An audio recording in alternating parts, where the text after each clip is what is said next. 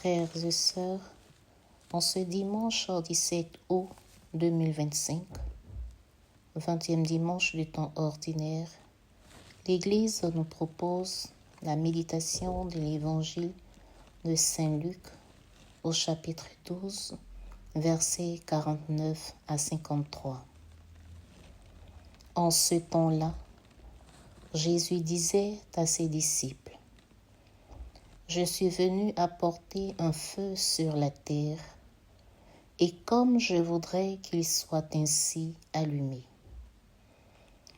Je dois recevoir un baptême, et quelle angoisse est la mienne jusqu'à ce qu'il soit accompli.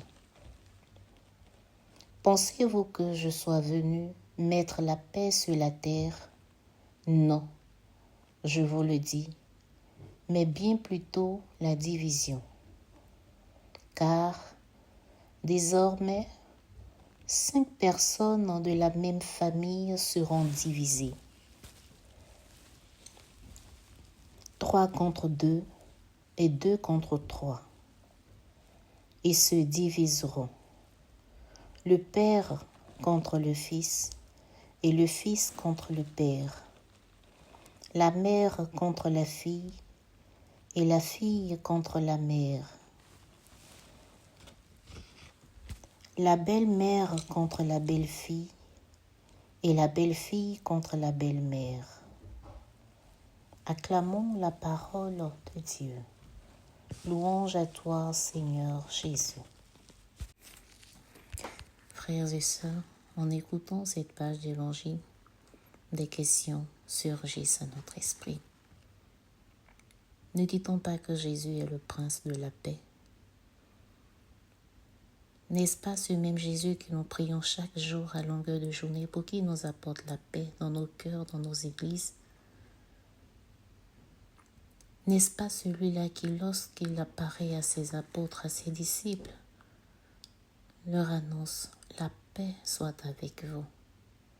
N'est-ce pas celui-là qui, lorsqu'il envoie en mission, donne pour ordre « Dans toutes les maisons vous entrerez, dites paix à cette maison et à ceux qui l'habitent ». Celui-là même dont la paix est chère. Mais dans cette page d'évangile, il nous dit clairement qu'il n'est pas venu pour mettre la paix sur la terre, mais bien plus la division. Ça choque, ça bouleverse. Mais en réalité, celui qui accueille Jésus, celui qui fait la volonté de Dieu, est méprisé, est rejeté, est persécuté. Et physiquement, lorsqu'on est persécuté, on n'a pas cette paix du cœur. Lorsqu'on est persécuté, on n'a pas la paix dans la famille. On n'a pas la paix dans notre entourage.